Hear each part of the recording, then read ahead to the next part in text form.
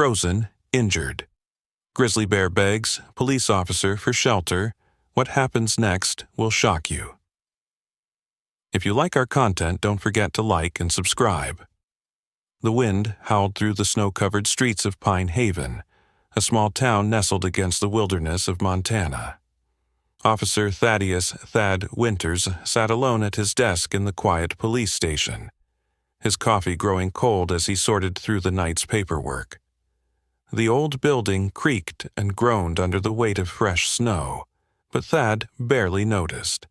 After 15 years on the night shift, these sounds had become as familiar as his own breathing. The clock on the wall ticked past midnight when everything changed. A heavy thud against the station's front window made Thad jump, sending his coffee cup teetering dangerously close to the edge of his desk. His first thought was that someone had thrown something. It wouldn't be the first time local teenagers had caused mischief during the quiet hours, but when he looked up, his heart nearly stopped. There, pressed against the frosted glass, was the massive form of a grizzly bear. Its breath fogged the window in rapid, shallow bursts, and even through the glass, Thad could see the desperation in its eyes.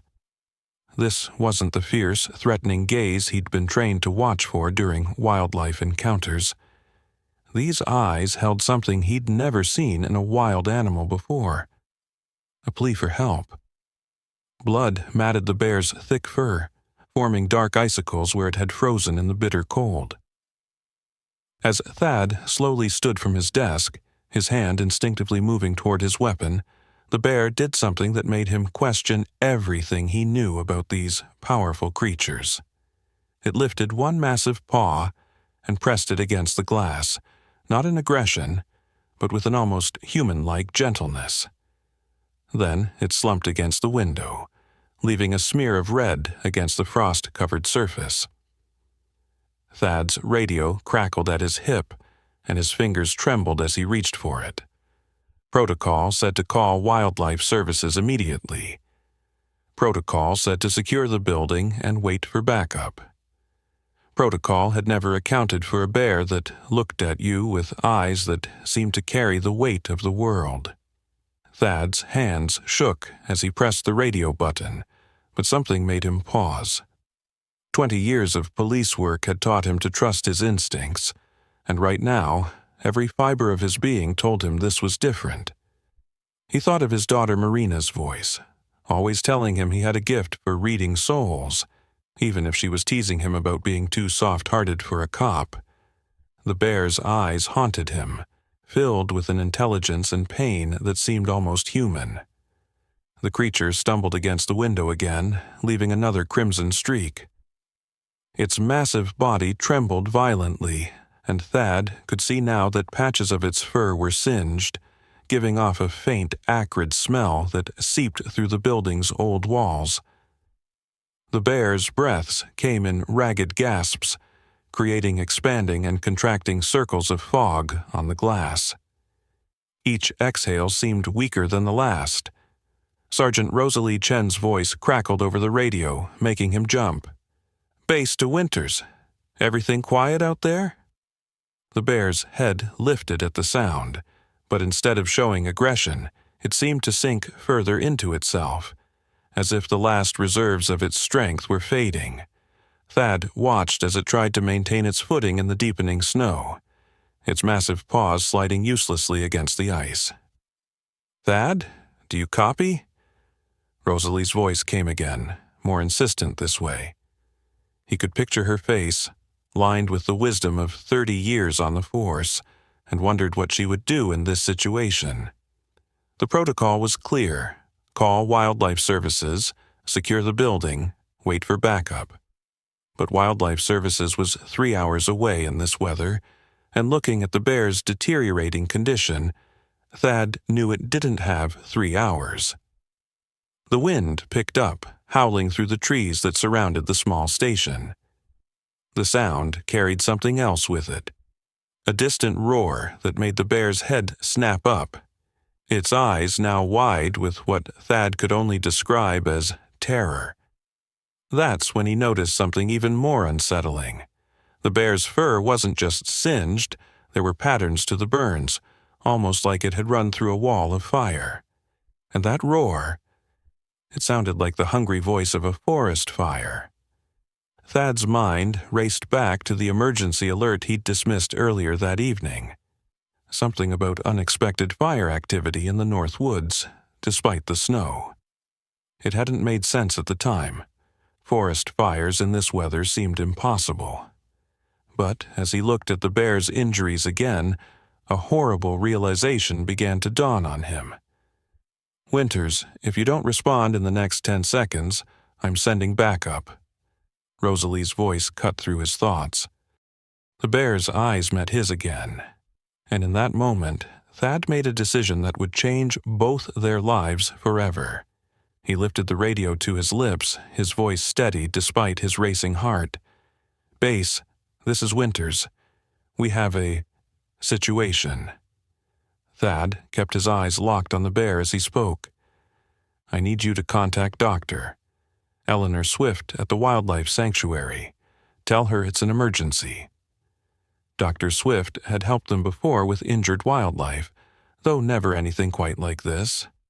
She was known throughout Pine Haven for her almost miraculous ability to heal animals others had given up on. "A situation?" Rosalie's voice carried a note of concern he'd rarely heard in all their years working together.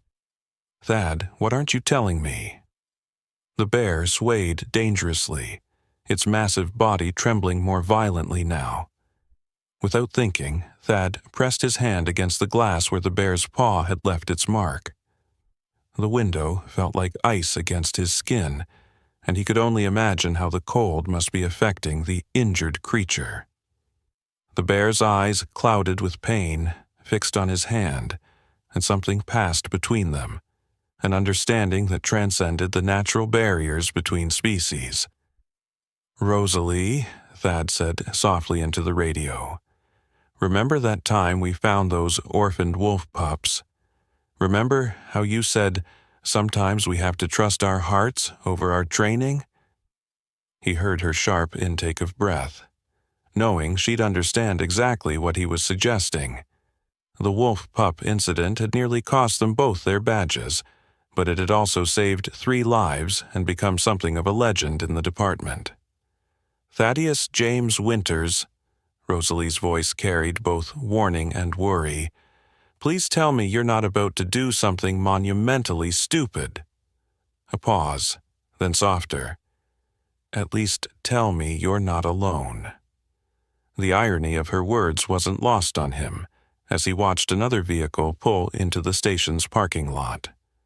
Through the swirling snow, he recognized Detective Marcus "Mac" Rodriguez's old Bronco. Mac had probably come to drop off paperwork from the county courthouse, his usual Thursday night routine. The timing couldn't have been worse, or perhaps, Thad thought with a sudden flash of hope, it couldn't have been better. The bear turned its head toward the sound of Mac's car door slamming, and for the first time, Thad saw the full extent of its injuries in profile. The right side of its face showed evidence of severe burns, the fur completely gone in patches, revealing raw, frozen skin underneath. But it was the bear's eyes that truly told the story. They held not just pain, but a depth of loss that made Thad's chest tighten. He'd seen that look before in the mirror, after losing his wife Sarah to cancer 3 years ago. It was the look of someone who had lost everything and was running on nothing but desperate hope. Mac's boots crunched in the snow as he approached the station's entrance, his head down against the wind. He hadn't noticed the bear yet. Thad had seconds to make a decision that could end his career, or worse, end his life. But as he looked at the bear again, watching as it struggled to remain standing, he knew there was really no decision to make at all.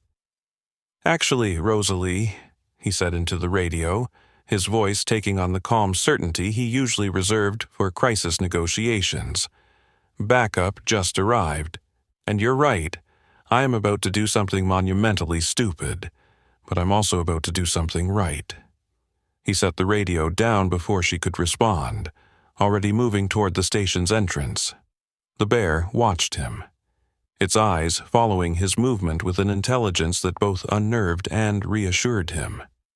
Just as Mac reached for the door handle, Thad yanked it open, pulling his startled colleague inside. Mac's hand instinctively went to his weapon, but Thad gripped his arm. "Before you do anything," Thad said quickly, "I need you to trust me. And I need you to really look at what's outside that window." Mac's expression shifted from confusion to disbelief as he turned toward the window. The bear had slumped further down, its massive body now barely supporting itself against the glass. The snow around its paws had turned a pale pink, and its labored breathing left expanding and contracting patches of fog on the window. "Holy Mother of—" Mac whispered, unconsciously taking a step backward. "Thad, I know what it is," Thad cut him off, keeping his voice low and steady, "but I need you to see what I'm seeing. Look at its eyes, Mac. Really look." The bear's gaze had followed them inside, tracking their movements with an awareness that seemed to transcend its wild nature. As if understanding it was being discussed, the creature lifted its head slightly, and Mac drew in a sharp breath.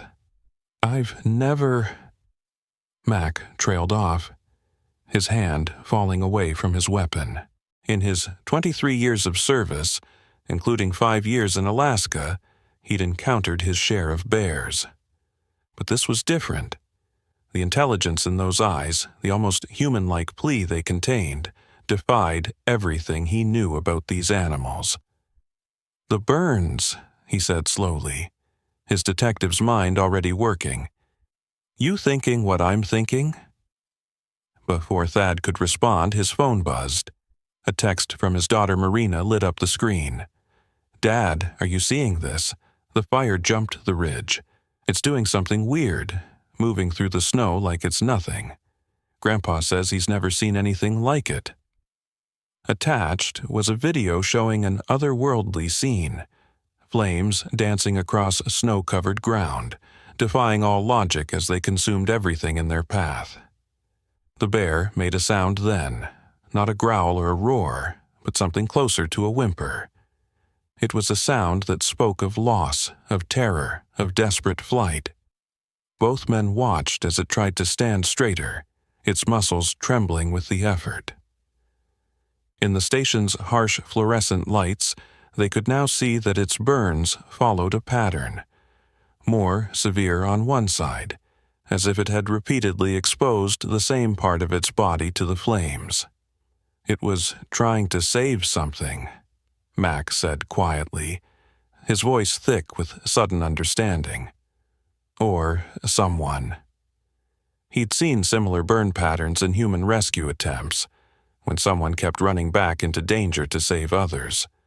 The realization hung heavy in the air between them. The radio crackled again, making them both jump. "Winters Rodriguez, this is Chen. Dr. Swift is en route, ETA 40 minutes, and—" There was a pause, filled only by static and the howling wind. "Fire service just reported the Northridge fire is showing unprecedented behavior. It's jumping fire breaks, moving against the wind. They're calling for immediate evacuation of all forest-adjacent properties." Another pause. "Whatever you're planning, you've got incoming." The night shift guys, Cooper, Martinez, and Yang, they heard the call. "They're heading your way." Thad and Mac exchanged glances. Officer Sarah Cooper had been raised on a wildlife sanctuary. Officer Miguel Martinez had experience with large animal rescue from his days working with the Park Service, and Officer Lucy Yang had done a rotation with the Veterinary Emergency Response Team. If you were going to attempt something impossible with an injured grizzly bear, you couldn't ask for a better team. The bear suddenly lurched away from the window, its massive body swaying dangerously. For a moment, both men thought it was going to collapse. Instead, it turned its head toward the north, where an orange glow had begun to taint the snow-filled sky. The sound that came from it then would haunt them both forever, a low, mournful call that seemed to carry all the grief in the world. "We can't wait 40 minutes, Thad said, already moving toward the emergency medical cabinet where they kept the tranquilizer kit. It was meant for aggressive dogs, not bears, but it might help take the edge off the pain. Whatever happened to this bear, whatever it lost out there, it came to us for help. And I don't know about you, Mac, but I'm not about to let it die in the snow while we wait for proper protocol." Mac watched as the bear pressed its forehead against the glass, its breath coming in shorter gasps now. The gesture was so human, so full of despair, that he felt something shift in his worldview. 23 years of training told him this was dangerous, reckless, career-ending madness. But sometimes, he realized, the most important moments in life came down to choosing between what was safe and what was right. "Get the emergency blankets from the supply closet," Mac said, already shrugging off his thick winter coat. "And grab those heating packs we use for hypothermia cases." He pulled out his phone, fingers flying over the screen. "I'm texting Martinez to bring the portable heater from his truck. Yang always carries a full med kit, and Cooper—" He paused, a slight smile crossing his face. "Cooper's grandmother was the vet at Yellowstone for 30 years. Girl probably knows more about bears than most wildlife experts." Thad moved quickly, gathering supplies while keeping one eye on the bear. Its breathing had become more labored, and ice crystals had formed around its nostrils. The orange glow in the northern sky had intensified, and now they could hear it, a distant roar that had nothing to do with wildlife and everything to do with an inferno that defied the natural order. The bear's head suddenly snapped up, its ears swiveling toward the sound. A tremor ran through its massive body, and for the first time, they saw something that made their blood run cold. Clutched in the fur near its chest, frozen and partially hidden, was a scrap of something dark and matted. It looked terrifyingly like the fur of a smaller bear. "Oh God," Mac whispered, the realization hitting him like a physical blow. "It's a mother and that fire." He couldn't finish the sentence. He didn't need to. They both understood now why this bear's eyes held such human-like grief, why it had risked everything to seek help from what should have been its natural enemies. The station's back door burst open, bringing a swirl of snow and 3 figures in heavy winter gear. Officer Lucy Yang entered first, her med kit already open as she assessed the situation. Sarah Cooper was right behind her, moving with the calm confidence of someone who had grown up around dangerous animals. Miguel Martinez brought up the rear, lugging a portable heater and what looked like half the emergency supplies from his truck. "Holy she," Yang started, but Cooper cut her off with a sharp gesture. "Everyone, quiet," Sarah said softly, her eyes fixed on the bear. "No sudden movements. No loud noises." She took in the scene with practiced efficiency, noting the blood, the burns, the labored breathing. "This is about as bad as it gets, folks. That fire's moving like something out of a nightmare, and this mama—" Her voice caught slightly. "She's got severe burns, probably smoke inhalation, and definitely hypothermia. But that's not what's killing her." "It's her cub, isn't it?" Thad asked quietly, though he already knew the answer. "She lost it in the fire." Sarah nodded, her expression grim. "Bears are smart. A lot smarter than most people realize. And grizzly mothers." She paused, swallowing hard. "The bond with their cubs is incredibly strong. Some mothers who lose their cubs have been known to call for them for days, even weeks. This one, ... She gestured to the desperate creature at their window. She must have tried everything to save her baby. When that failed, something in her knew this was her last chance. The bear made that haunting sound again, a low moan that seemed to carry all the grief of the world. Its legs finally buckled, and it slid further down the window, leaving a long streak of red and water on the glass. Outside, the wind had picked up, carrying with it the acrid smell of unnatural fire, and, underneath it, something else. A high, keening sound that made the hair on the back of their necks stand up. "That's a death keen," Sarah whispered, her professional detachment cracking. Some really old-timers in Yellowstone used to swear they'd heard bears mourn their dead this way, but it was always dismissed as folklore. I never thought... She straightened suddenly, her voice taking on a tone of command. "We've got about 10 minutes before she's too far gone. Whatever we're going to do, it has to be now."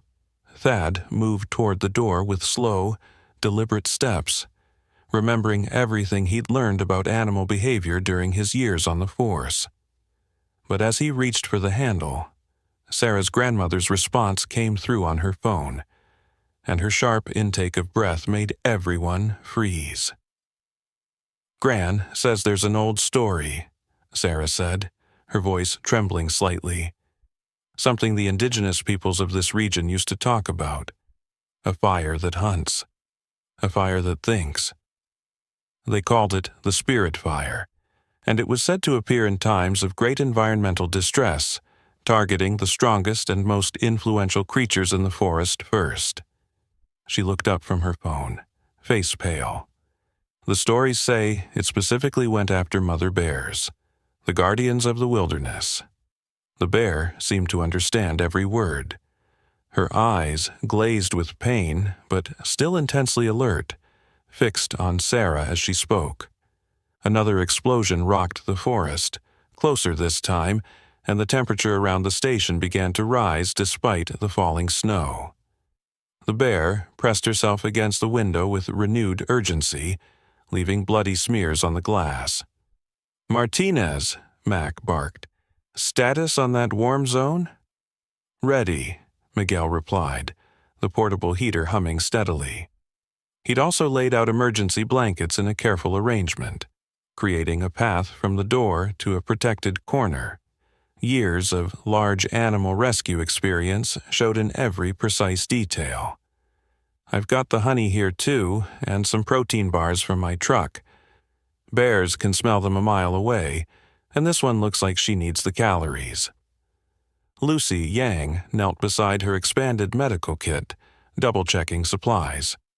"I've got the mild sedative ready, plus burn treatment supplies, antibiotics, and enough gauze to wrap a moose." She'd added several chemical ice packs to help manage the bear's temperature. "Cooper, that research you mentioned about bear body temperature, what's our target range?" Before Sarah could answer, the bear made a sound that silenced everyone. It wasn't a keen or a warning this time. It was something eerily close to speech, a series of huffs and low vocalizations that seemed to carry desperate meaning. She pressed the scrap of her cub's fur against the glass one more time, then used her muzzle to deliberately push it through a small gap where the old window frame had warped away from the sill.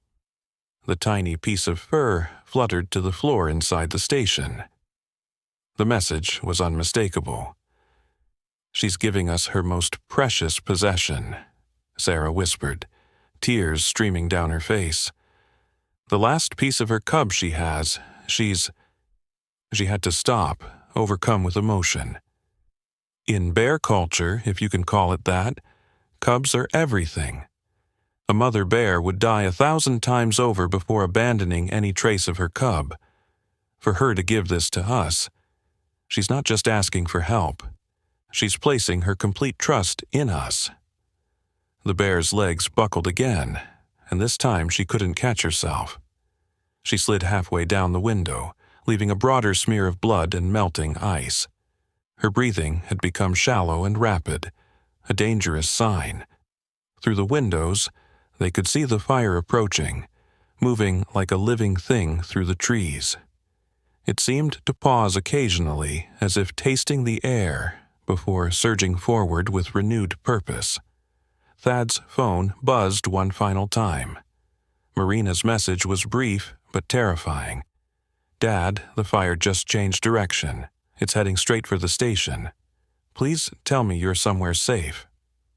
The bear's eyes met Thad's again, and in that moment he understood something that would change his view of the world forever. This wasn't just about saving an injured animal. This was about standing witness to something profound. A moment when the natural world reached out to humanity not in fear or aggression, but in desperate trust and shared understanding. "Yang, prep that sedative," he said, his voice steady despite the emotion threatening to overwhelm him. "Martinez, stand ready with the blankets. Cooper, you'll guide us through every step." He looked at Mac, his oldest friend and colleague. "And Mac, if this goes wrong, I want it on record that everyone here acted under my direct orders." Mac stepped forward, placing a hand on Thad's shoulder. "To hell with the record," he said quietly. "Some things are more important than protocols and procedures. One look in that bear's eyes and anyone can see we're not just dealing with an animal. We're dealing with a mother who lost her child to something evil, something that's still hunting her. And if we don't help her now, we're not worthy of wearing these badges." The fire roared closer, and the heat began to warp the windows. The bear gathered her last reserves of strength and lifted her head one final time. In her eyes, they saw not just pain and loss, but something that looked remarkably like hope. Outside, the spirit fire danced through the snow-covered trees, consuming everything in its path as it approached the station. They had minutes, maybe seconds, before it reached them. Thad wrapped his hand around the door handle, every instinct screaming at him to reconsider what they were about to do. But sometimes, he realized, the most important moments in life come when we choose to ignore our instincts and listen to our hearts instead. The moment Thad began to turn the handle, Sarah's phone lit up again. Her grandmother had sent another message, this one even more urgent than the last. "The elders say the spirit fire doesn't just hunt, it tests," Sarah read aloud, her voice shaking. "It seeks out moments of connection between the natural world and humanity.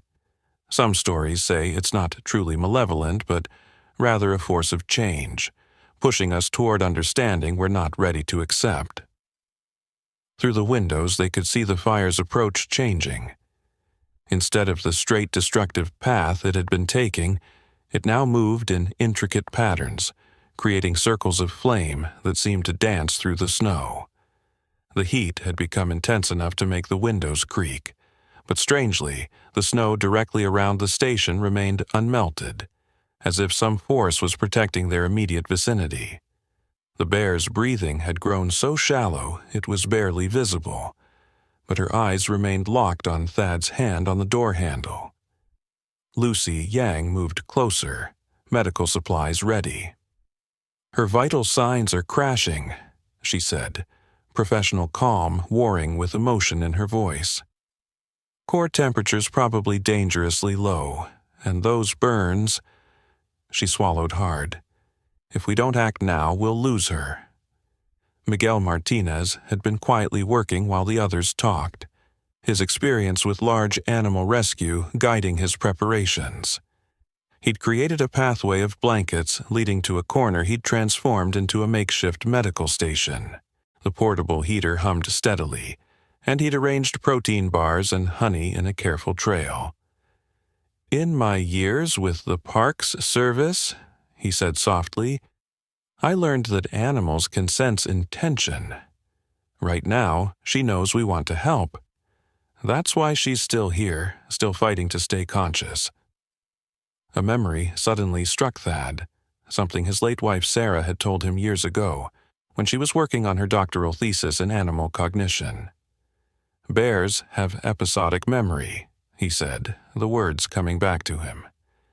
"They can remember specific events, emotions, experiences. They're one of the few animals that can recognize kindness and remember it years later." Mac nodded, understanding dawning on his face. "So, everything we do in the next few minutes." "She'll remember," Sarah confirmed. "Not just as instinct or conditioning, but as a real memory, complete with emotional context. Bears have been known to recognize humans who helped them years earlier. Some researchers think their emotional memory might be even more sophisticated than we imagined." The bear made another sound then, somehow both a plea and a warning. Her eyes darted toward the approaching fire, then back to the humans. The message was clear. Time was running out. The spirit fire had reached the edge of the station's parking lot, its flames taking on shapes that seemed almost like reaching hands. Lucy stepped forward, sedative ready. "I've adjusted the dose based on her estimated weight and condition. It's enough to dull the pain and keep her calm, but not enough to knock her out completely. She needs to stay conscious enough to work with us." Her hands were steady, but her voice betrayed her emotion. "I've never seen burns like these. It's like the fire was playing with her, causing maximum pain without killing her."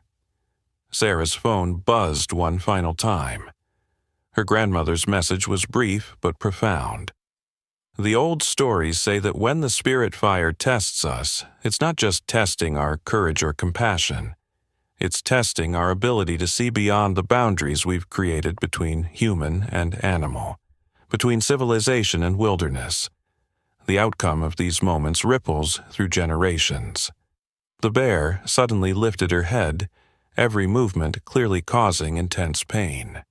She pressed her nose against the glass one last time, leaving a perfect print next to her paw mark.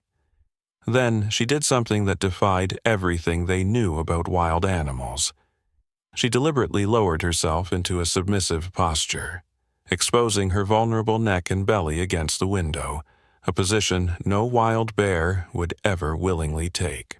"She's not just asking for help anymore," Sarah whispered, tears flowing freely now.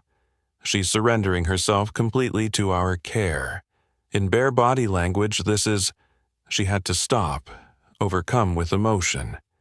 "This is absolute trust, the kind of trust a cub shows its mother." The spirit fire surged forward suddenly, its flames taking on the unmistakable shape of a massive bear made of fire. It reared up behind their injured visitor, its burning eyes fixed on the humans inside the station. The heat became almost unbearable, but still, impossibly, the snow immediately around the station and the injured bear remained unmelted. Thad felt the door handle growing hot under his palm. They had seconds, maybe less, before the supernatural fire reached them. But as he looked at the injured mother bear, seeing the trust and hope in her eyes, he understood that this moment was about more than saving one animal. It was about bridging a gap that had existed since humans first drew lines between themselves and the natural world. "Everyone ready," he said, his voice steady despite the magnitude of what they were about to attempt. "Yang, prepare for immediate medical intervention. Martinez, be ready with those blankets. Cooper, you guide us through every movement." He looked at Mac, seeing in his old friend's eyes the same determination he felt. "And Mac, document everything. The world needs to know what happened here tonight." The bear's eyes never left them as Thad began to open the door, the metal hot enough now to burn his palm through his sleeve. Outside, the spirit fire seemed to pause, as if watching, waiting to see what choice they would make. In that moment, suspended between terror and transcendence, they all understood that they were part of something ancient and profound. A test not just of their courage, but of humanity's capacity to see beyond its self-imposed boundaries. The moment Thad pulled the door open, several things happened simultaneously. The temperature in the station dropped dramatically, creating a sudden fog as warm and cold air collided. The spirit fire's bear-shaped form seemed to rear up, its fiery outline growing more distinct against the night sky. And most remarkably, the injured mother bear, summoning strength they wouldn't have believed she still possessed, pulled herself to her feet with terrible determination. "Move slowly," Sarah instructed, her voice barely above a whisper. Bears have poor eyesight but exceptional hearing and smell. Let her process every movement. She glanced at her phone one last time, where her grandmother had sent a final message. The old stories say that in moments like these, when the spirit fire brings human and animal together, a bond can form that transcends ordinary understanding. The bear may share memories, emotions, even knowledge that would otherwise be impossible to convey. Lucy Yang had positioned herself carefully, the sedative hidden behind her back to avoid alarming their visitor. Her breathing pattern has changed, she observed. Medical training warring with awe in her voice. It's more deliberate now, like she's trying to control her pain. I've never seen an animal demonstrate this level of conscious pain management. The bear took one halting step toward the open door, then another. Blood dripped from her wounds, instantly freezing on the snow-covered ground. But her eyes remained clear and focused, moving from one human face to another as if memorizing them. When she reached the threshold, she paused, swaying slightly. "Look at her fur," Miguel said suddenly, his voice tight with emotion. "The burn patterns, they're not random." Now that they could see her clearly, they understood what he meant. The burns formed distinct patterns, almost like writing, across her shoulders and flanks. Some areas were barely singed, while others showed deep tissue damage, creating what looked disturbingly like deliberate markings. The spirit fire wasn't just chasing her, Sarah breathed, recognition dawning in her eyes. It was marking her. Grandmother's stories mentioned this. Creatures that survived encounters with the spirit fire were sometimes left with markings that carried meaning, messages for those who knew how to read them. The bear's legs trembled violently, and for a moment they thought she would collapse. Instead, she did something that would be discussed in scientific circles for years to come. She turned slightly, exposing her most severely burned side, and deliberately pressed her paw against her chest where the cub's fur had been. A sound emerged from her throat. Not a growl or a moan, but a series of carefully modulated vocalizations that seemed almost like speech. "She's trying to tell us something," Sarah said, her scientific training battling with what her instincts were telling her. Bears have over 15 different vocalizations we've documented, but this is something else entirely. Thad felt a strange sensation, like a pressure in his mind. Images began to flash through his consciousness. A warm den, the sound of tiny cubs nursing, a sense of profound peace and contentment. Then terror, as the spirit fire approached. The desperate attempt to save her cubs, running back into the flames again and again. The unspeakable grief as she lost them one by one, until only a single cub remained. The final, terrible moment when the spirit fire seemed to speak to her, offering a choice, her life or her last cubs. "Oh my God," he gasped, staggering slightly. "I can see, I can feel." The others steadied him, their faces showing similar expressions of shock and wonder. They were all experiencing it. The bear was somehow sharing her memories, her emotions, her devastating loss. The spirit fire's bear-shaped form took another step closer, its fiery paws leaving no marks in the snow. The heat should have been unbearable, but instead they felt only a strange tingling sensation, as if reality itself was being altered around them. The injured mother bear turned to look at it, and in that moment they all understood something profound. This wasn't just about saving one bear's life. This was a moment of choosing, of proving whether humanity could rise above its fears and prejudices to recognize the consciousness and worth of other beings. Mac's police body cam was running, capturing everything. No one would believe this without proof, he said softly, though they all knew that no camera could truly capture the depth of what was happening. The bears' memories continued to flow into their minds, not just images and sensations, but complex emotions and ideas that challenged everything they thought they knew about animal consciousness. Lucy stepped forward slowly, the sedative ready.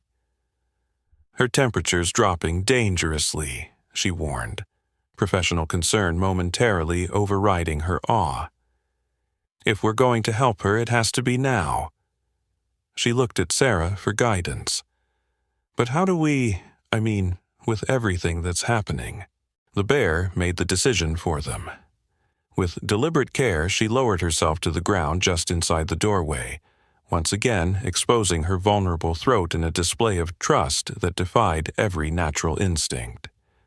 Her eyes met Thad's one more time, and the flow of memories shifted, showing him something new. A vision of healing, of recovery, of a future where the boundary between human and animal understanding had been forever changed. The spirit fire's ursine form seemed to nod, as if satisfied, and then began to fade. As it disappeared, the bear's markings began to glow with a faint, ethereal light.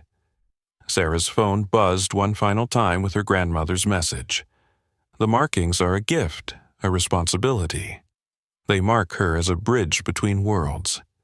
How you care for her now will determine more than just her fate. It will shape the future of human-animal understanding for generations to come.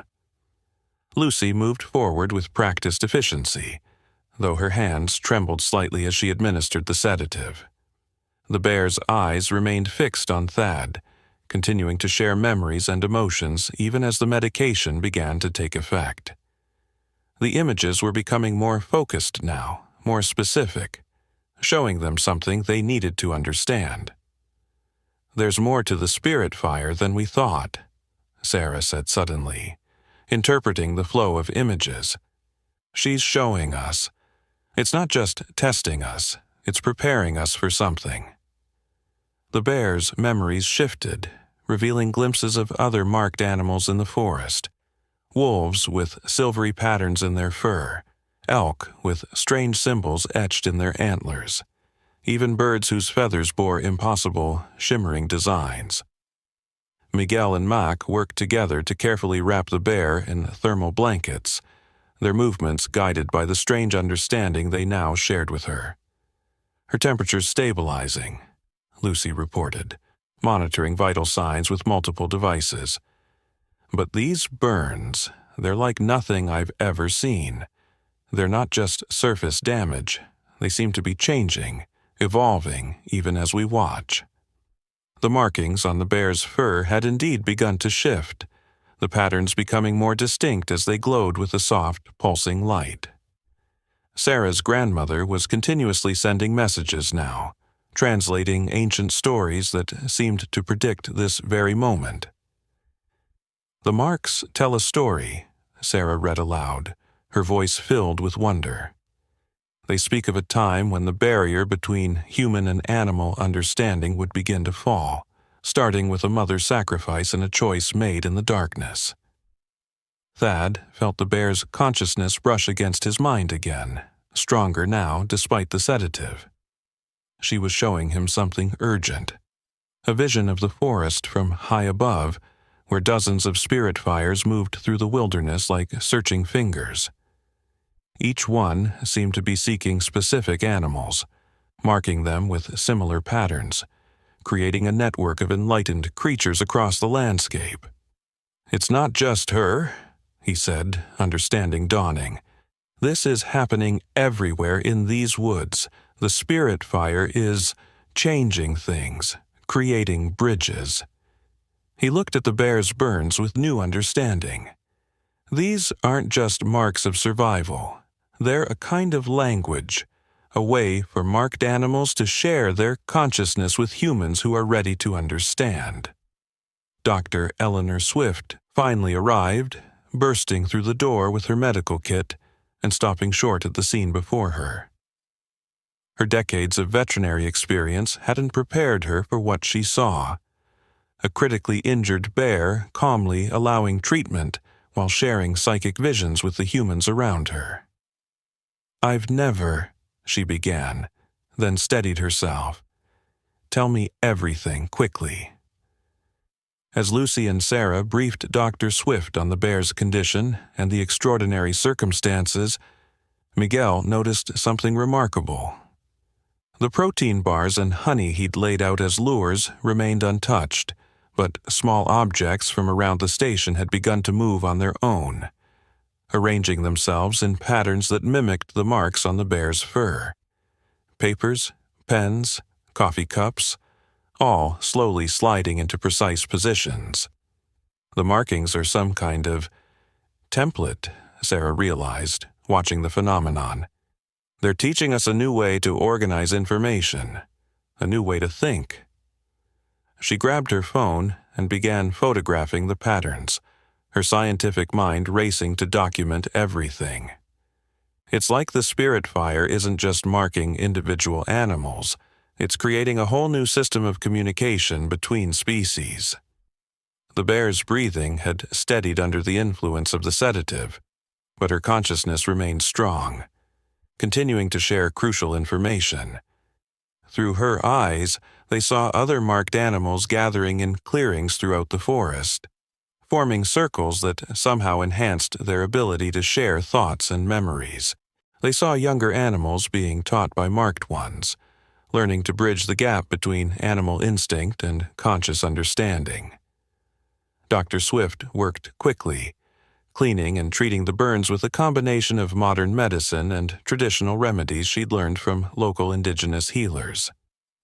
"These wounds," she said, her professional detachment slipping, "they're not just healing differently, they're transforming the surrounding tissue. It's like her entire cellular structure is being rewritten." Mac's body cam continued to record everything, though they all knew the footage would capture only the physical aspects of what was happening. The deeper truth, the sharing of consciousness, the transformation of understanding, would have to be conveyed through their testimony and the evidence of the changed behavior of marked animals in the weeks and months to come. The station's lights began to flicker, and the electronic devices in the room started behaving erratically. The bear's markings pulsed more strongly, and suddenly every computer screen, every phone display, every digital readout showed the same pattern, a complex symbol that matched the central marking on the bear's chest. Sarah's grandmother sent one final message before all the phones went dark. "It's beginning." The old stories say this is how it starts: the Great Awakening, the time when the boundaries between worlds start to dissolve. Through their shared connection, they felt the bear's satisfaction. Despite her grievous injuries, despite the loss of her cubs, she had accomplished something monumental. She had become one of the first bridges between the old world and whatever was coming next. Her sacrifice and their choice to help her had opened a door that could never fully close again. The spirit fire's light had faded from the sky, but its effects were still unfolding. Outside the station, they could hear the sounds of more animals approaching, not in fear or aggression, but drawn by the presence of something remarkable. Through the windows, they saw wolves, deer, and even a mountain lion emerging from the darkness, each bearing similar glowing marks, each coming to witness the moment when humanity finally began to understand the deeper consciousness that had always existed in the natural world. Dr. Swift's hands moved with practiced precision as she treated the bear's wounds, but her scientific mind was racing to comprehend what she was seeing. The burned tissue wasn't behaving like normal injuries. Instead of showing signs of degradation, the cells appeared to be reorganizing themselves into complex patterns that mimicked the glowing marks on the bear's fur. Through her surgical magnifying glasses, She could see something that defied all medical understanding. The damaged tissue was transforming, creating structures that seemed to bridge the gap between nervous system and something else entirely. "These aren't just burns anymore," she explained to the others, her voice tight with controlled excitement. "The tissue is developing what appears to be new types of neural networks, but they're unlike anything I've ever seen in any species. It's as if her entire nervous system is being rewired to accommodate new forms of consciousness." She looked up at Sarah, who had been documenting everything with meticulous scientific precision. "Those markings aren't just superficial, they're blueprints for biological transformation." The bear's mind touched theirs again, but this time the connection was even stronger, more structured. Instead of just sharing memories and emotions, she began conveying complex concepts about the nature of consciousness itself. Through her perspective, they understood that animals had always possessed deep awareness and intelligence, but had lacked the biological structures needed to bridge the communication gap with humans. The spirit fire, they realized, wasn't just marking animals. It was accelerating an evolution that would have naturally taken thousands of years. Lucy's medical monitors had begun picking up unusual readings. "Her brainwave patterns are synchronizing with ours," she reported, staring at the equipment in amazement. "But there's more. Look at this." She turned one of the screens so they could all see it.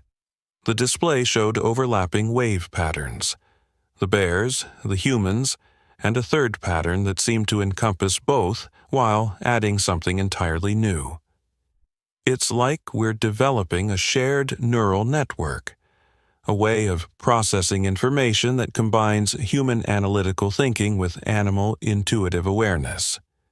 Miguel, who had been quietly observing the growing crowd of marked animals outside, noticed something extraordinary. The animals weren't just gathering. They were arranging themselves in specific patterns that match the markings on the mother bear's fur. "They're creating some kind of resonance pattern," he said, his voice filled with wonder. "Every time they move into a new formation, the markings on all of them glow more brightly." Sarah's scientific training warred with what she was witnessing, but years of working with her grandmother had taught her that ancient wisdom often contained profound truths dressed in metaphorical language. The old stories weren't just legends, she realized aloud. They were predictions, preparations for this moment. The spirit fire isn't just a supernatural force, it's a catalyst for the next step in coevolution between humans and animals. Thad felt the bear's consciousness brush against his mind again, but this time there was something different in the contact. She was showing him not just memories or emotions, but possibilities, futures that could unfold if this moment of connection was properly understood and nurtured. He saw humans and animals working together in ways that transcended the old boundaries of domestication or training. He saw marked animals teaching humans deeper ways of understanding the natural world, while humans helped animals adapt to an increasingly complex environment. Mac's police body cam had stopped recording normally, but the device was doing something unprecedented. Instead of storing visual data, it seemed to be capturing the patterns of consciousness themselves, translating the shared neural networks into a new form of information storage. "This isn't just changing them," he said, looking at the strange symbols flowing across his camera's display. "It's changing us, changing our technology, changing everything that comes into contact with it." Dr. Swift had finished treating the immediate injuries, but she knew this was just the beginning. "Her body temperature has stabilized," she reported, "but these changes, they're still accelerating. The marked tissue is spreading, creating new neural pathways. It's like watching millions of years of evolution happening in real time." She sat back on her heels, mind racing with the implications. "We're going to need a whole new field of medicine to understand this. The line between veterinary science and human medicine just got very, very blurry. Through their strengthening connection, the bear began sharing something urgent. A warning wrapped in hope. The Spirit Fire's marks were a gift, but they came with responsibility. The changed animals would need protection during their transformation, and the humans who could communicate with them would need to serve as bridges between the old world and the new. More importantly, they would need to help other humans understand and accept what was happening, to prevent fear from destroying this crucial moment of evolution. Suddenly, all the marked animals outside turned their heads in perfect unison, looking toward the north. Through their shared consciousness, the humans felt it too. More spirit fires were appearing across the continent, seeking out other animals, other humans who were ready to participate in this great transformation. The mother bear's sacrifice had been just the beginning, the first key turning in a lock that had kept two worlds separate for far too long. The station's electronic equipment continued its strange behavior, but now it seemed more purposeful. The patterns appearing on screens and displays were forming into something recognizable. A new kind of language that combined human symbols with the instinctive understanding of animals. Sarah realized that her phone was no longer just receiving texts from her grandmother. It was recording this new communication system, creating a bridge between traditional human knowledge and this emerging form of cross-species consciousness. Dr. Swift's careful examination of the bear's transformed tissue had revealed something even more extraordinary. Under her microscope, she could see that the new neural structures weren't just reorganizing. They were creating what appeared to be quantum connections, tiny bridges in space-time that somehow linked consciousness across species barriers. "This goes beyond anything in modern medicine," she explained, her voice trembling with excitement. "These structures appear to be creating quantum entanglement between neurons. It's as if the Spirit Fire has given these animals, and now us, the ability to share consciousness through quantum communication." The implications of this discovery were staggering. Lucy's medical monitors had begun picking up synchronized patterns that extended far beyond their immediate group.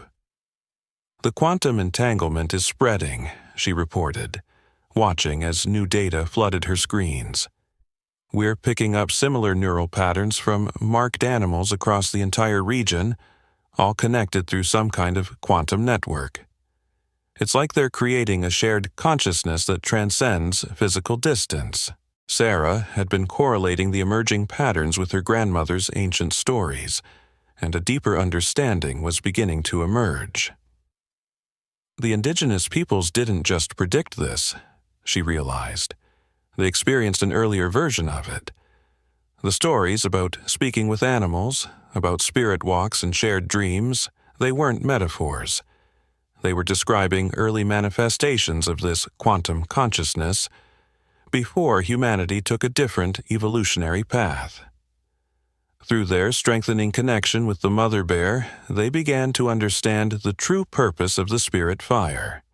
It wasn't just creating isolated instances of human-animal communication. It was restoring an ancient network of consciousness that had once connected all living things. The burn patterns weren't just marks. They were quantum antennas, allowing marked beings to tap into this restored network. Miguel, still monitoring the growing assembly of marked animals outside, noticed something remarkable. The animals weren't just maintaining their geometric formations. They were teaching newly arrived creatures how to join the network. They watched in amazement as a young deer, unmarked but drawn to the gathering, was gradually surrounded by marked animals. As they observed, the quantum patterns began to appear on its fur, spreading not through fire, but through direct consciousness transfer. "They're reproducing the Spirit Fire's effects through pure consciousness," Dr. Swift breathed, watching through the window. "The marked animals are becoming living carriers of the transformation." She turned back to her microscope, examining the bear's changing tissue. The quantum structures in her cells, they're becoming self-replicating. Once enough beings are connected to the network, the spirit fire itself won't be needed anymore. The transformation will become self-sustaining. Thad felt the bear's consciousness merge more deeply with his own, and suddenly he understood something crucial. The loss of her cubs hadn't just been a tragedy, it had been a catalyst. Her grief, her desperate search for help, had created the perfect emotional resonance to bridge the gap between human and animal consciousness. The spirit fire had chosen her precisely because her loss would enable her to connect so profoundly with human emotion. Through this deepening connection, the bear shared a vision of the future that took their breath away. They saw cities where marked animals worked alongside humans as true partners, their quantum-linked consciousness allowing for perfect understanding and cooperation. They saw forests where human scientists learned directly from animal consciousness, accessing millennia of evolutionary wisdom. They saw a world where the artificial boundaries between human and animal intelligence had dissolved, replaced by a quantum network of shared consciousness that enriched both species. Mac's transformed body cam had begun broadcasting these visions directly to police headquarters, where stunned officers watched as their understanding of reality was transformed. Reports were coming in from across the country. Other police stations, wildlife centers, and research facilities were experiencing similar encounters. The quantum network was expanding exponentially, each new connection strengthening and stabilizing the whole. Dr. Swift's examination had revealed another crucial detail.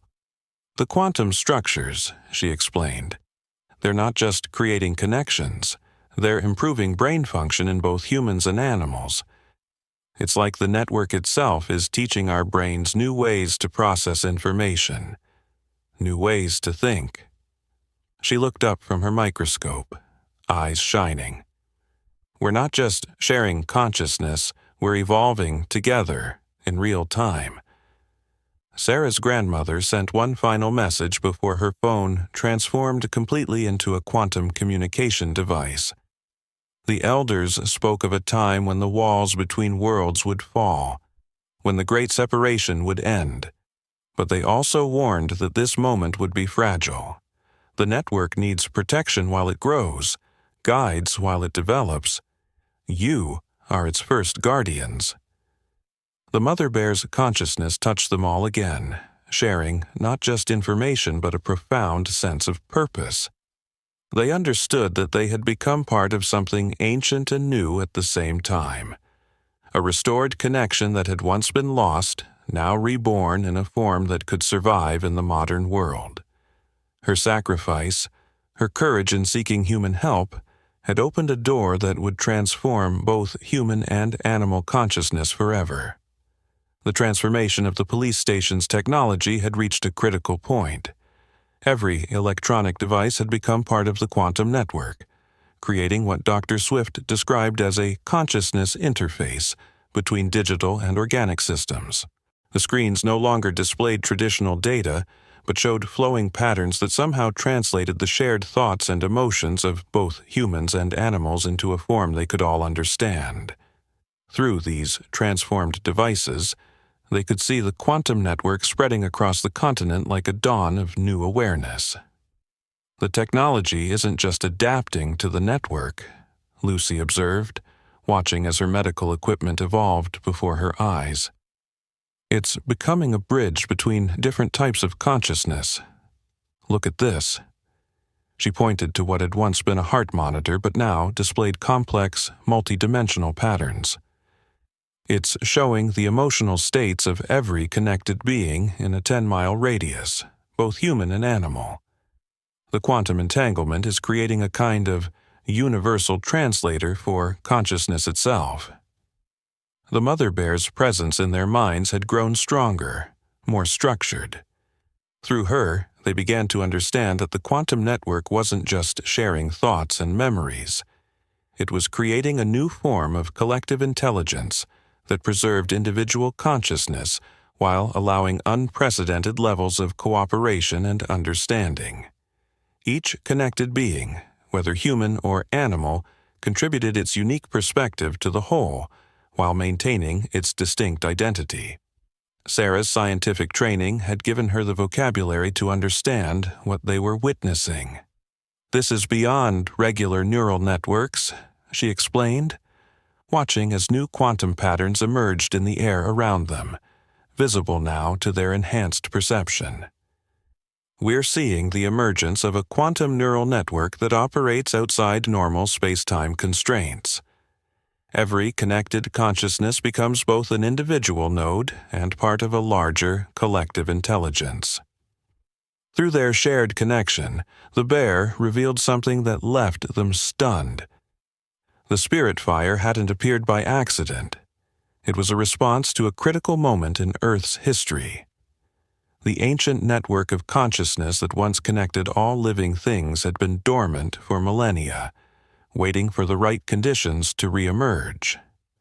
The increasing environmental pressures of the modern world, combined with humanity's growing awareness of animal intelligence, had created the perfect conditions for its restoration.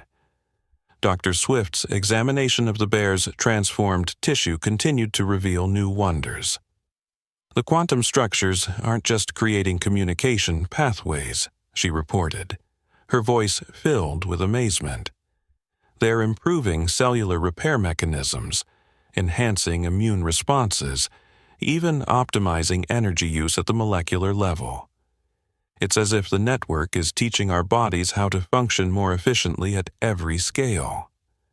Miguel, who had been monitoring the growing assembly of marked animals outside, noticed something extraordinary.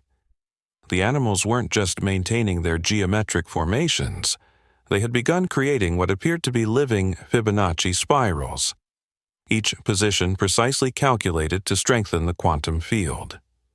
"They're building a physical manifestation of the network," he realized. "The geometric patterns are like quantum amplifiers, strengthening the connection across greater distances." The bear's consciousness touched theirs again, sharing urgent knowledge.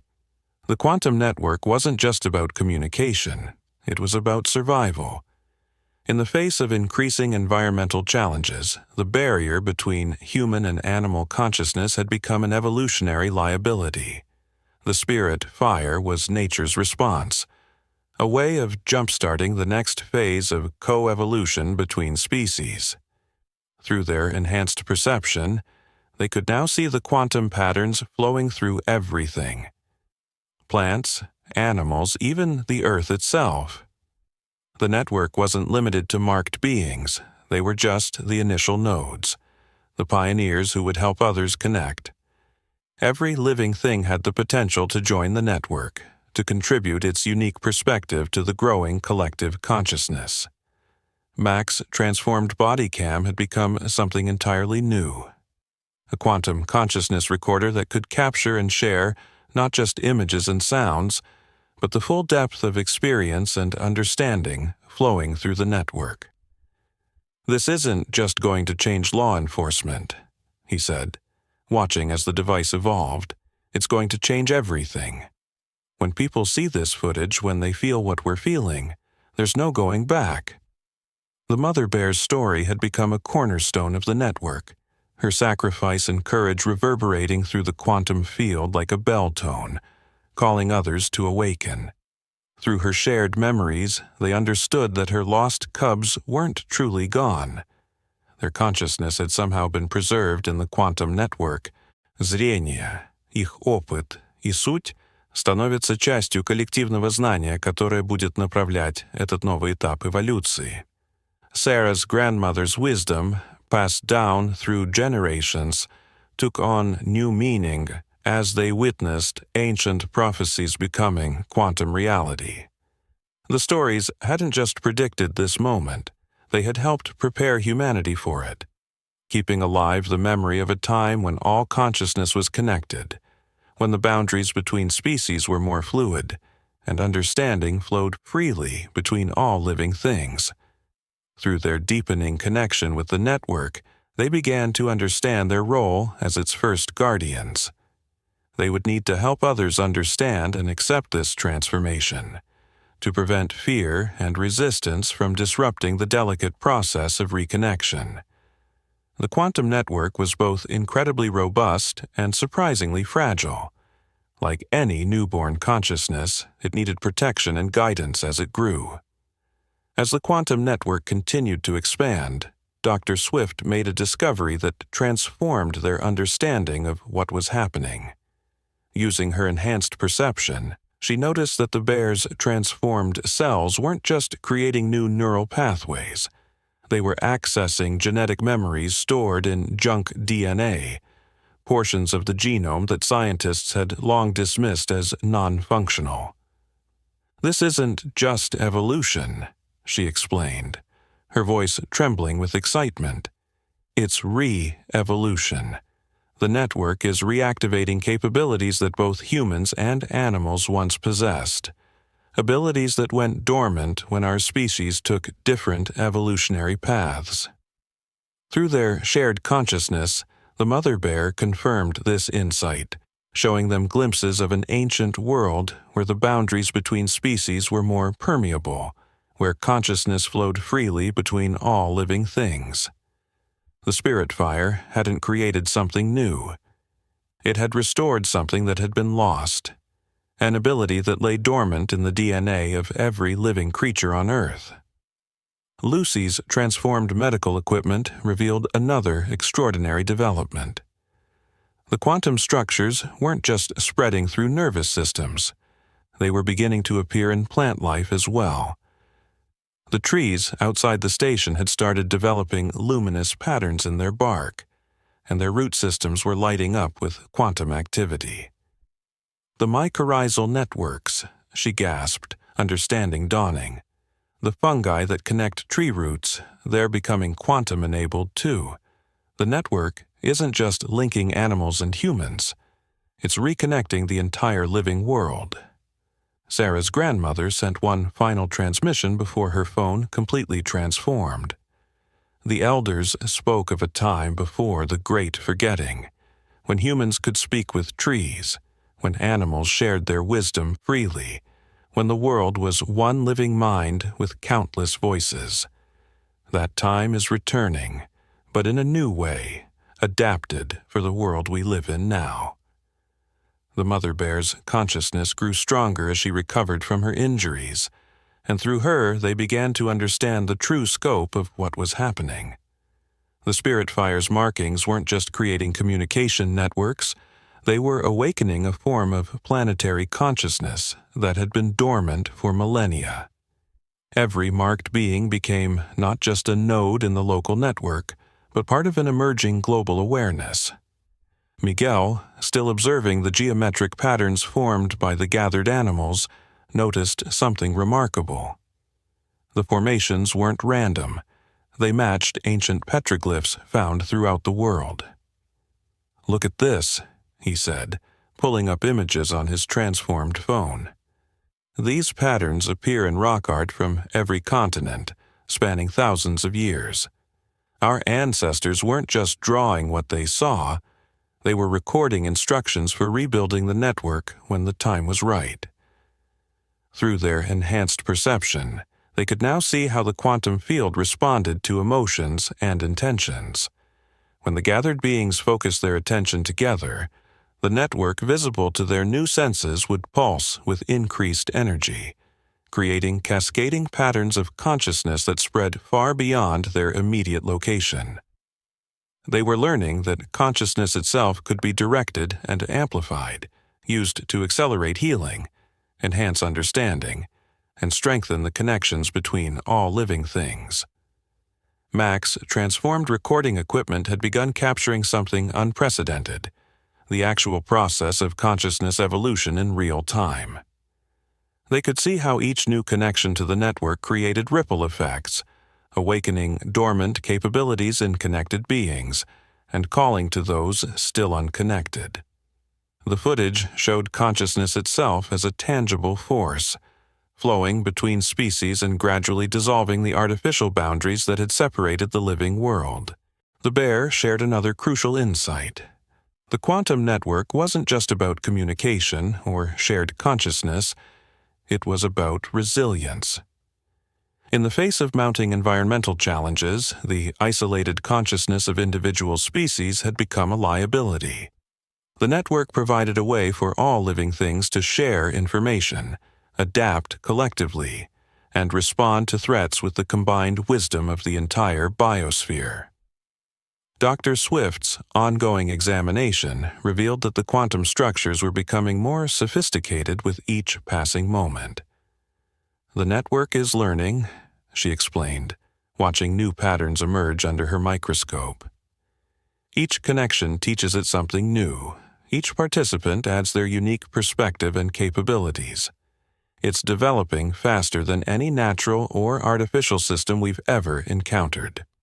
Through their strengthened connection to the network, they began to understand why this transformation had begun in their small town, with this particular bear, at this specific moment. The combination of her profound loss, their willingness to help despite their fears, and the presence of individuals with the right mix of scientific knowledge and traditional wisdom had created perfect conditions for the network's reemergence. The quantum field around the station had grown strong enough that they could now perceive events happening across vast distances.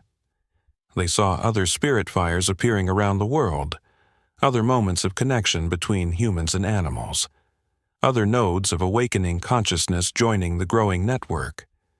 Each new connection strengthened the whole.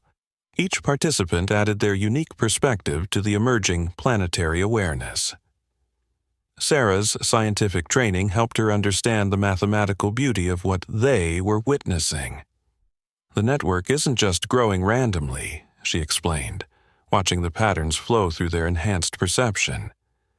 "It's following perfect mathematical progressions, Fibonacci sequences, golden ratios, fractal patterns. It's organizing itself according to the same principles that govern all natural growth and development." The transformed technology throughout the station had begun to reveal even deeper layers of understanding. The quantum network wasn't just connecting consciousness. It was fundamentally altering how information itself was processed and shared across all living systems.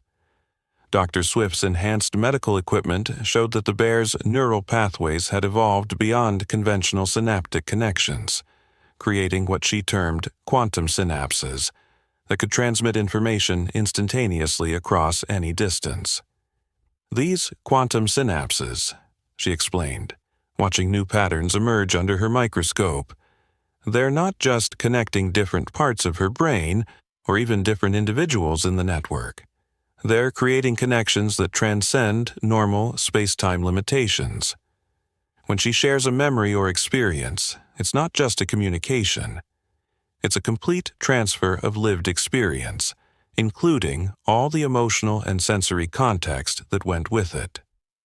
Through their deepening connection to the network, they began to understand that consciousness itself was far more complex and interconnected than human science had imagined. The mother bear's grief over her lost cubs had created what Sarah called a consciousness resonance, a powerful emotional frequency that had helped catalyze the reawakening of the dormant quantum network.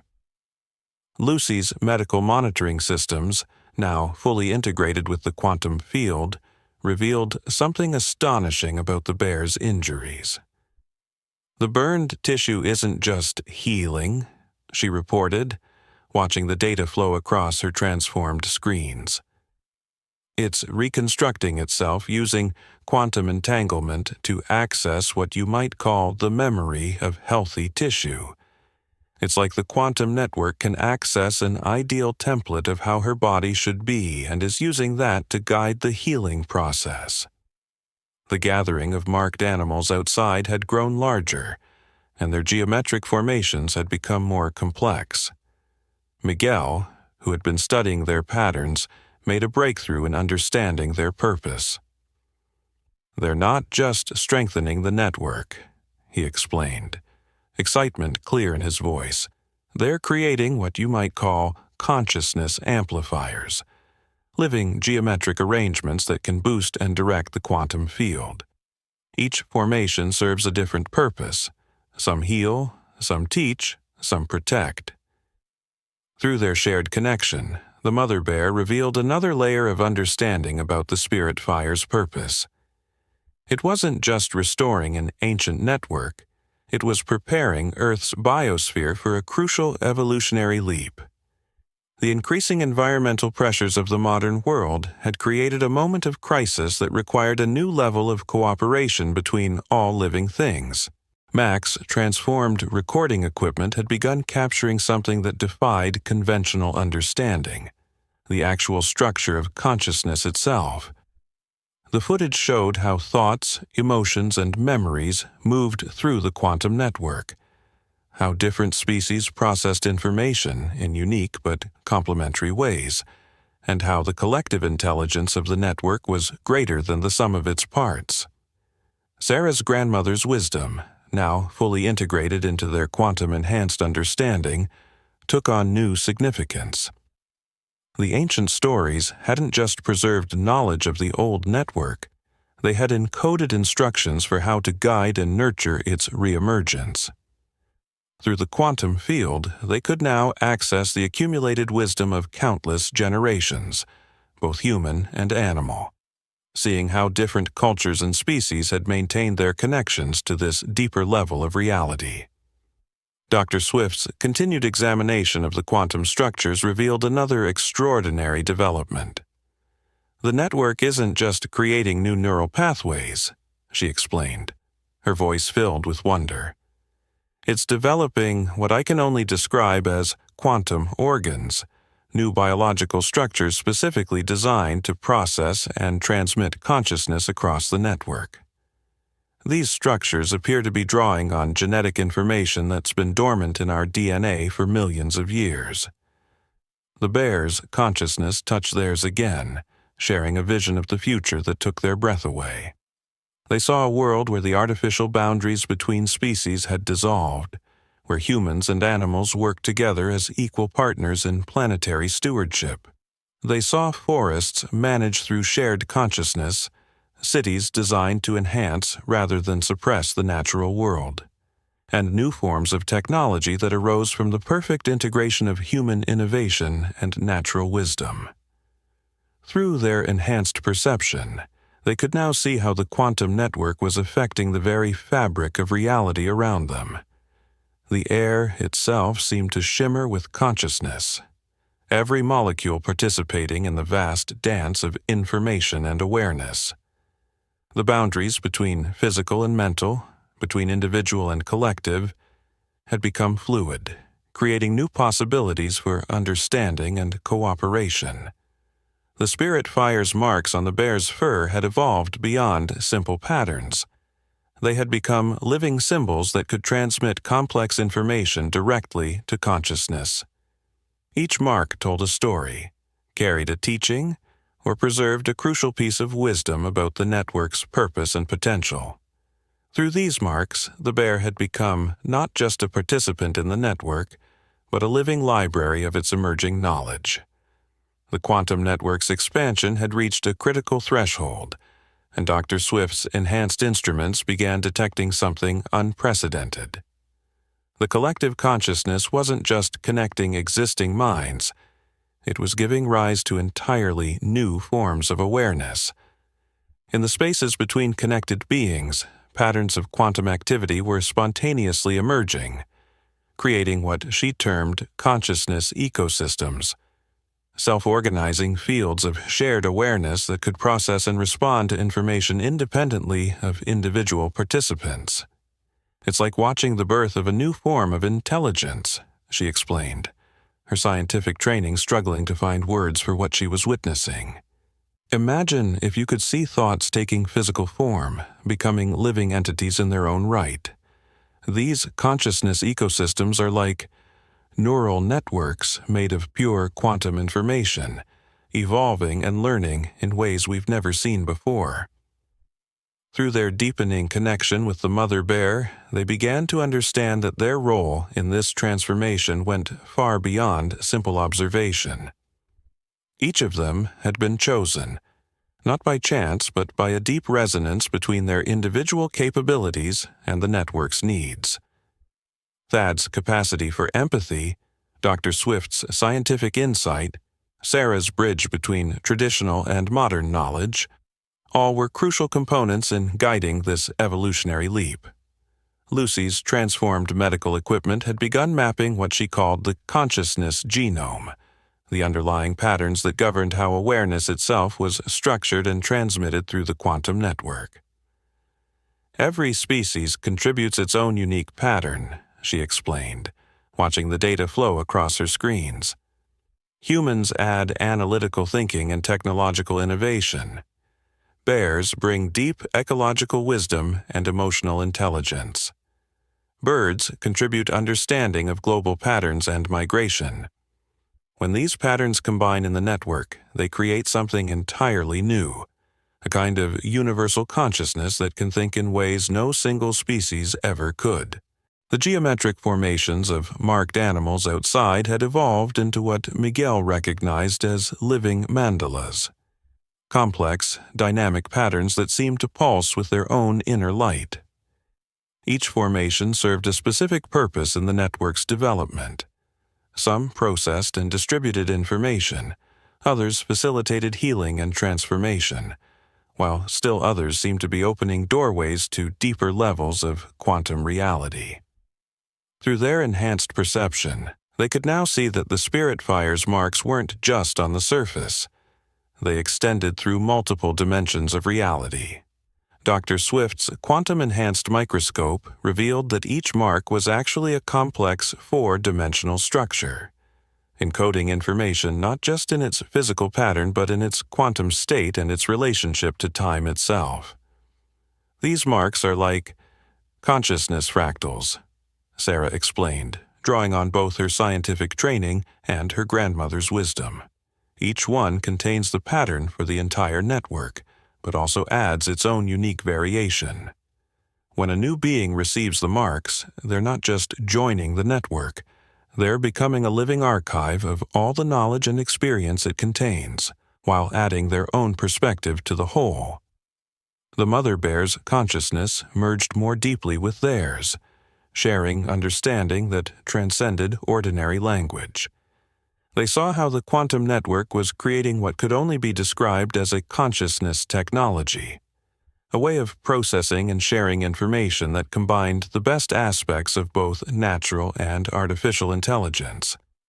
This new form of intelligence could think with the precision of a computer, but feel with the depth of a living being, could analyze with scientific rigor, but understand with intuitive wisdom. Mac's transformed recording equipment had evolved beyond simply documenting the transformation. It had become part of it. The quantum-enhanced devices were now capable of not just recording, but participating in the flow of consciousness, creating what he called memory spheres, self-contained bubbles of quantum information that could preserve and transmit complete experiences, including all sensory and emotional content. Through these memory spheres, they began to understand the true significance of what they were witnessing. The quantum network wasn't just an evolutionary advancement. It was the universe itself developing self-awareness through its living components. Each connected being became a kind of sensory organ for universal consciousness, contributing its unique perspective to an ever-growing understanding of reality. Dr. Swift's ongoing examination of the quantum structures revealed that they were beginning to affect the fundamental forces of nature themselves. The consciousness network isn't just biological anymore, she reported, watching new patterns emerge in her instruments. It's starting to influence gravity, electromagnetic fields, even the strong and weak nuclear forces. It's as if consciousness itself is becoming a fundamental force of nature, capable of directing and organizing matter and energy at the most basic level. The bear's presence in their minds had grown so profound that they could now access not just her memories and emotions, but the accumulated wisdom of her entire species, millions of years of evolution and experience, preserved in what Sarah called the quantum memory of her DNA. Through this connection, they understood that bears had always been more than just powerful predators. They were guardian spirits of the wilderness, keeping alive the dream of reconnection until humanity was ready to understand. The quantum network's evolution had begun to reveal even deeper mysteries. Through their enhanced perception, they witnessed how individual consciousness could now flow seamlessly between different states of being. Dr. Swift's instruments detected what she called consciousness harmonics, vibrations in the quantum field that allowed beings to share not just thoughts and memories, but entire states of existence. What we're seeing goes beyond simple communication or even shared awareness, she explained, watching as new patterns emerged in her quantum-enhanced displays. When a bear connects with a human through the network, they don't just share information. They can actually experience each other's way of being. A human can know what it feels like to sense the world through a bear's awareness, to feel the earth through their paws, to understand territory and season the way they do. And the bears can comprehend human abstract thinking, our capacity for symbolic reasoning, our ability to project consciousness into possible futures. Lucy's medical monitoring systems had evolved to track these consciousness exchanges, revealing something extraordinary about how they affected both participants. Each exchange leaves a permanent imprint, she reported, studying the flowing data. It's like both beings retain an echo of each other's consciousness, expanding their capacity for understanding in ways that persist even when they're not actively connected.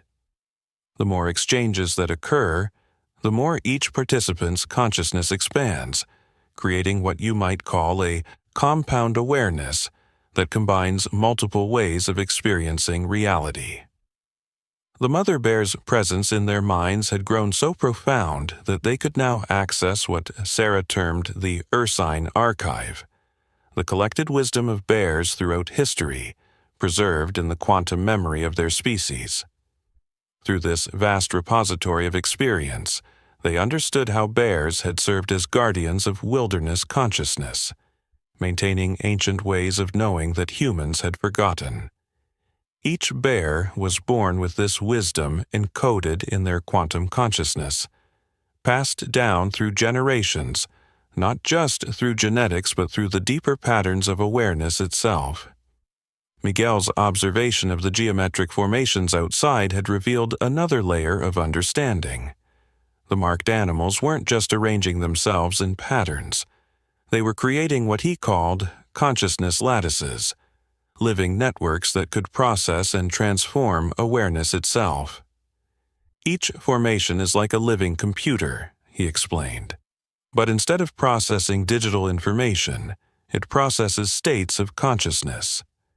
They can take raw awareness and refine it, transform it, evolve it into higher forms of understanding. Through their strengthened connection to the network, they began to perceive what Dr. Swift called consciousness currents, flows of awareness that moved through the quantum field like rivers of pure understanding. These currents carried not just information but transformative potential, changing everything they touched. When a consciousness current flowed through a being, it could awaken dormant capabilities, heal psychological wounds, or catalyze evolutionary leaps in awareness. Max transformed recording equipment had begun capturing these consciousness currents, creating what he termed quantum memories, records that contained not just events but entire fields of possibility. These recordings don't just show what happened, he explained, watching the shifting patterns in his devices. They show what could have happened, what might still happen, and how different choices affect the flow of consciousness through reality. It's like having a map of potential futures, written in the language of pure awareness. The spirit fire's marks on the bear's fur had evolved into what Sarah recognized as quantum hieroglyphs, living symbols that could transmit entire realms of understanding through their very structure. Each mark was like a door that opened into vast libraries of wisdom, preserved not in words or images but in pure states of consciousness that could be experienced directly by any connected being. Through their deepened connection, they understood that the mother bear's loss of her cubs had served a profound purpose in the universe's evolution. Her grief had created what Dr. Swift called a consciousness singularity, a point of such intense emotional resonance that it had pierced the veil between ordinary and quantum reality, allowing the ancient network to reawaken in a form suited to the modern world. The quantum field around the station had grown so strong that they could now perceive what Lucy termed consciousness dimensions, layers of reality that existed alongside physical space-time, but operated according to the laws of pure awareness. In these dimensions, thoughts took form, emotions became landscapes, and understanding flowed like light between conscious beings. The bear's consciousness merged with theirs once more, sharing a vision of such profound significance that it took their breath away. They saw how the quantum network was not just connecting existing consciousness but giving birth to entirely new forms of awareness. Each connection, each sharing of perspective, each flow of understanding between species was contributing to the emergence of what could only be described as a planetary mind, a level of consciousness that could think and feel with the combined wisdom of all Earth's living beings. Through this expanded awareness, they understood their own role in this cosmic evolution with crystal clarity. The seemingly random events that had brought them together, a wounded bear, a snowy night, their unique combinations of knowledge and capability, had been orchestrated by the deeper patterns of consciousness itself, creating perfect conditions for the next step in universal awareness to emerge. As dawn approached, the quantum network had transformed their small police station into what Dr. Swift called a consciousness nexus, a point where multiple layers of awareness converged and flowed together. The mother bear, her injuries now healed by the quantum field's regenerative power, stood slowly. Her fur gleamed with the spirit fire's marks, each one now a living testament to the bridge she had helped build between worlds. Through their shared connection, they understood that this night had changed not just their lives, but the course of evolution itself. The barrier between human and animal consciousness, maintained for millennia, had finally dissolved. In its place, a new way of being had emerged, one that combined human innovation with animal wisdom, technological advancement with natural understanding. Dr. Swift's final readings confirmed what they all sensed. The quantum network had become self-sustaining. The spirit fire's work was complete, its testing and marking no longer needed. The transformed consciousness it had awakened would continue to spread naturally now, passed from mind to mind, species to species, through the very fabric of life itself. Sarah's grandmother's prophecies had been fulfilled, but in a way none of them had expected. The old stories hadn't just predicted this moment, they had helped shape it, keeping alive the memory of what was possible until humanity was ready to remember. The ancient wisdom and modern science had finally merged, creating something greater than either could have achieved alone. The mother bear turned to them one last time, her consciousness touching theirs with a depth of gratitude that transcended ordinary understanding. Through their connection, they felt the presence of her lost cubs, their essence preserved in the quantum field, their sacrifice part of the greater pattern that had led to this transformation. Their loss had created the emotional resonance needed to break through the barriers between species, their mother's grief becoming the key that unlocked a new stage of planetary evolution. As the sun rose over Pine Haven, the gathered animals began to disperse, each carrying within them the seeds of the new consciousness. But they weren't really leaving. Through the quantum network, all beings remained connected, their awareness flowing together in an eternal dance of understanding and growth. The boundary between separation and unity had dissolved, revealing a deeper truth. Consciousness itself was the fundamental reality, and all beings were its expressions. Mac's quantum-enhanced recordings would help others understand what had happened here, but the real evidence would be in the changed relationships between species that would unfold in the years to come. The story of a wounded bear seeking help on a snowy night would become legend, passed down through both human and animal consciousness as the moment when the Great Separation ended and a new chapter in Earth's story began. Thad looked at his transformed station, now a living monument to the bridge between worlds, and understood that their real work was just beginning. As the first witnesses to this evolutionary leap, they had become its guardians and teachers, responsible for helping others navigate the awakening of universal consciousness. The mother bear stepped out into the morning light, her fur shimmering with quantum knowledge, her presence a testament to the power of trust and compassion to transform reality itself. Through the network, they would always remain connected to her, their consciousness forever enriched by the wisdom she had shared. She had come to them as a wounded creature seeking shelter, but she had become something far more, a living bridge between what was and what could be, between the world of separation and the universe of unified awareness that now beckoned to all beings. As they watched her disappear into the awakening forest, they understood that every ending was also a beginning.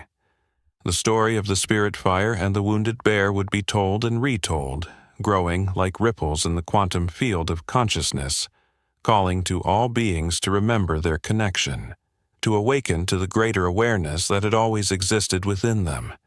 The long night of separation was over. The dawn of unified consciousness had begun. Thad looked at the faces around him. Mac, with his decades of experience and unshakable moral compass, Yang with her medical expertise and steady hands, Martinez, who had once risked his life to save a family of elk from a flash flood, and Cooper, whose understanding of these creatures went bone deep. Then he looked at the bear, this magnificent mother who had lost everything but still found the courage to seek help from those she'd been taught to fear. As they watched her disappear into the awakening forest, they understood that every ending was also a beginning. The story of the spirit fire and the wounded bear would be told and retold, growing like ripples in the quantum field of consciousness, calling to all beings to remember their connection, to awaken to the greater awareness that had always existed within them. The long night of separation was over. The dawn of unified consciousness had begun. Thad looked at the faces around him. Mac, with his decades of experience and unshakable moral compass. Yang, with her medical expertise and steady hands. Martinez, who had once risked his life to save a family of elk from a flash flood. And Cooper, whose understanding of these creatures went bone deep. Then he looked at the bear, this magnificent mother who had lost everything but still found the courage to seek help from those she'd been taught to fear. Martinez, get that heater set up by the front entrance. Yang, prep your med kit for large animal emergency care. Cooper, you're our bear expert. You call the shots once we get her inside. Mac ... He turned to his old friend. You're the senior officer here. If you want to stop this, now's the time. Mac looked at the bear, then at the teams of first responders who had, without hesitation, shown up in the middle of a snowstorm to save a creature they'd been trained to see as a threat. The orange glow in the sky had grown brighter, and somewhere in the distance they could hear the wail of fire sirens. Time was running out. Do it, Mac said, his voice firm. But we do this right, we do this smart. He turned to the team, years of tactical training taking over. Martinez, get that heater going and create a warm zone. Yang, I want a full set of emergency supplies ready. Pressure bandages, thermal blankets, the works. Cooper, what's our best approach for getting her inside without spooking her? Sarah was already moving, her mind racing through everything she'd learned at her grandmother's side. We need to minimize her stress. Bears can't sweat. They rely on panting to cool down. Between the burns and the cold, her body temperature is probably dangerously unstable. She pulled out her phone, fingers flying across the screen. I'm sending a quick text to Gran. She might have some insights we can use. The bear's breathing had become more ragged, each exhale creating a smaller patch of fog on the window. The frozen blood in her fur had begun to crack and flake, revealing deeper wounds underneath. But it was the way she clutched that small scrap of fur to her chest that broke their hearts, a mother's last connection to her lost child. Thad's phone buzzed again. Marina's message made his blood run cold. Dad, the fire's doing something impossible. It's like it's hunting. The Forest Service rangers say they've never seen anything like it. It's following animal trails, tracking escape routes. Some people are saying it's not a natural fire at all. As if in response to the message, a massive boom echoed across the landscape, followed by the sound of splintering trees. The northern sky had turned an apocalyptic shade of orange-red, and now they could see it. Tongues of flame that seemed to move with purpose, snaking through the snow-covered forest in ways that defied all natural laws. The bear's head lifted at the sound, and the keen she let out this time was different, not just grief but warning. Her eyes fixed on something in the distance, and they all turned to look.